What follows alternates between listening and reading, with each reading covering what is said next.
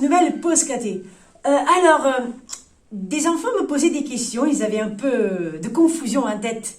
2 février, crêpes, fête de la lumière, présentation de Jésus au temple. Tout cela pour parler de la même fête. Mais alors, on fait comment? Eh bien, on va résoudre l'énigme tout à l'heure, juste après notre prière. En plus, ça rime. Je vous invite à vous mettre debout et à commencer cette belle rencontre avec Jésus au nom du Père et du Fils et du Saint-Esprit. Amen. Eh bien, merci Seigneur pour être parmi nous, pour nous appeler à être tes amis. Viens nous éclairer et viens mettre dans notre cœur la joie de te rencontrer dans nos vies. Au nom du Père et du Fils et du Saint-Esprit. Amen. Eh bien, le 2 février, pour la joie de tous les gourmands comme moi, j'ai révélé mon secret. On mange quelque chose de sucré, des crêpes. C'est vrai qu'on peut en manger pendant l'année, mais le 2 février, la Chandeleur est souvent associée à des crêpes. On en mange avec du sucre, avec de la confiture, avec du Nutella. Oh là là, on revient à nous. Mais pourquoi? Ça vient d'où cette tradition, cette coutume? Pourquoi nous mangeons des crêpes le jour de la Chandeleur? Eh bien, il faut remonter au 5e siècle, plus exactement vers 472, où l'heure de la fête de la présentation de Jésus au temple, le pape Gélase Ier, pour l'occasion, pense bien de faire une belle procession avec des chandelles à la main pour symboliser justement la lumière de Jésus. Puisque justement, cette fête de la présentation de Jésus, c'est la fête où nous invoquons Jésus comme lumière qui vient éclairer notre vie, notre chemin. Eh bien, à la fin de cette procession, la procession, c'est une marche de prière, on pourrait dire. Voilà, pour vous la faire simple. On marche dans la prière et on se confie à Dieu. Eh bien, lors de cette marche avec ces cierges bénis, le pape pense bien de faire distribuer des galettes pour rassasier tous ces pèlerins qui se trouvaient à Rome à cette occasion. Et depuis, voilà, on a la tradition de manger pour la Chandeleur des crêpes. C'est aussi vrai que c'était aussi déjà une tradition pas religieuse et ça voulait indiquer le printemps qui approche. Et voilà, ça c'est pour vous expliquer brièvement d'où ça sort cette tradition des crêpes. Eh bien, en plus, si vous y pensez, une crêpe, elle est ronde, elle est dorée, et du coup ça fait penser au soleil, à la lumière. Et c'est bien associé aussi à Jésus, qui est la lumière qui vient nous éclairer. Mais pourquoi nous disons que Jésus est la lumière qui vient nous éclairer? Je ouvre mon évangile, l'évangile de Saint Luc, chapitre 2, et je vous invite vraiment à ouvrir grand les portes de votre cœur pour accueillir Jésus qui nous parle. Quand arriva le jour fixé par la loi de Moïse pour la purification, les parents de Jésus le portèrent à Jérusalem pour le présenter au Seigneur, selon ce qui est écrit dans la loi. Tout premier-né de sexe masculin sera consacré au Seigneur. Or, il y avait à Jérusalem un homme appelé Siméon. C'était un homme juste et religieux qui attendait la consolation d'Israël, et l'Esprit Saint était sur lui. L'Esprit lui avait révélé qu'il ne verrait pas la mort avant d'avoir vu le Messie du Seigneur. Poussé par l'Esprit, Siméon vint au temple. Les parents y entraient avec l'enfant Jésus pour accomplir les rites de la loi qui le concernaient.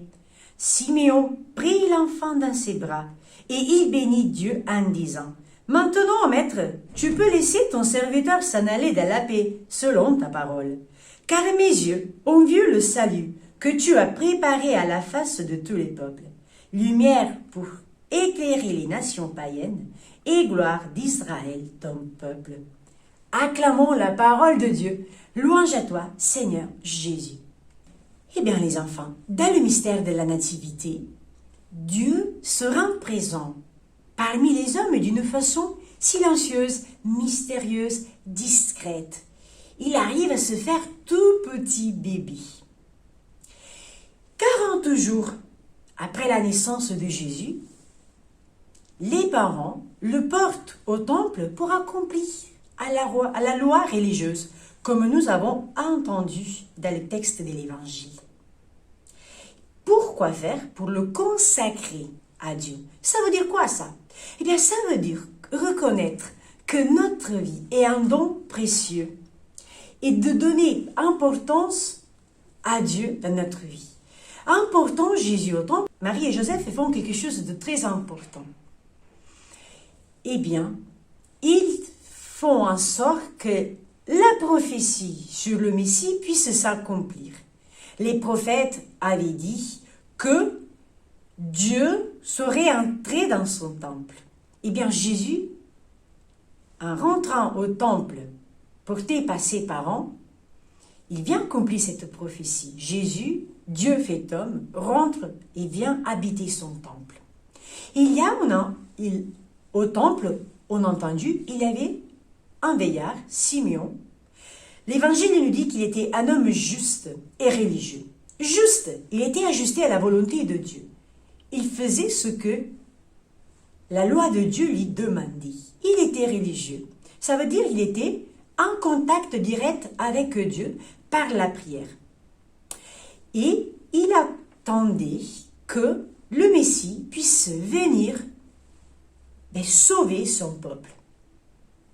Et puisqu'il était uni à Dieu, il est très ami de l'Esprit Saint, Dieu lui avait promis qu'il ne mourrait pas sans connaître Jésus. Et bien ce jour-là, l'Esprit Saint lui souffle d'aller au temple. C'était bien ce jour-là qu'il aurait rencontré le salut, Jésus. Eh bien, il n'hésite pas, il va au temple, il voit ce couple et vite fait, sans l'avoir jamais vu auparavant, il prend ce bébé dans les mains. Il sait avec certitude, poussé par l'Esprit, qu'il est Dieu. Il est l'enfant Dieu. Il est le Messie promis, le Sauveur. Eh bien, vous y pensez? Vous imaginez la scène? Il arrive à prendre dans ses bras le Dieu Tout-Puissant. Eh bien, quelle joie, quel amour, quelle beauté! Je comprends la joie de Simeon. Il arrive vraiment à faire cette belle prière. Seigneur, maintenant tu peux même me laisser mourir parce que mes yeux ont vu le salut, le Sauveur. J'ai Jésus avec moi et si Jésus est avec moi, je ne crains plus rien parce que Jésus est vraiment le Sauveur. Il est la lumière qui vient m'éclairer, me renouveler. Voilà, maintenant Seigneur, je suis vraiment dans la paix. Voilà Seigneur, merci pour cette rencontre. Et alors, encore aujourd'hui, l'Église répète, comme dernière prière du jour, les mots de Simeon. Seigneur, maintenant, je peux aller dans la paix parce que je suis à la présence du Sauveur, Jésus. Et Simeon dit de Jésus qu'il est la lumière pour éclairer tout le monde, même les pas croyants. Et c'est pour cela que le 2 février, pour nous, c'est la fête de la lumière. C'est encore, voilà, après 40 jours après Noël, nous célébrons encore quelque chose, une fête, un lien avec la naissance de Jésus. C'est la fête de la lumière. Jésus est notre lumière. Jésus nous éclaire. Jésus nous conduit. Eh bien, ce que je vous invite à faire, le jour de la Chandeleur, le 2 février, vous pouvez manger des crêpes. Mais allumez aussi une petite bougie, même si elle n'est pas bénite. Peut-être vous ne participerez pas à la messe ce jour-là, mais allumez une petite bougie et faites une belle prière en demandant à Jésus qu'il puisse vous éclairer et éclairer votre famille, qu'il puisse être lui-même, voilà, celui qui vous guide dans votre chemin de vie. Et voilà, pour aujourd'hui c'est tout. J'espère que vous avez un peu pu comprendre pourquoi cette fête a tous ces noms et pourquoi on a une chandeleur et des crêpes, mais surtout pourquoi Jésus doit être toujours cette lumière qui nous guide. Comme d'habitude, vous avez une activité dans la description en bas. Ça suffit juste de la télécharger. Et bien c'est tout. Que Dieu vous bénisse et vous garde dans sa paix. Au nom du Père et du Fils et du Saint-Esprit. Amen. À la prochaine.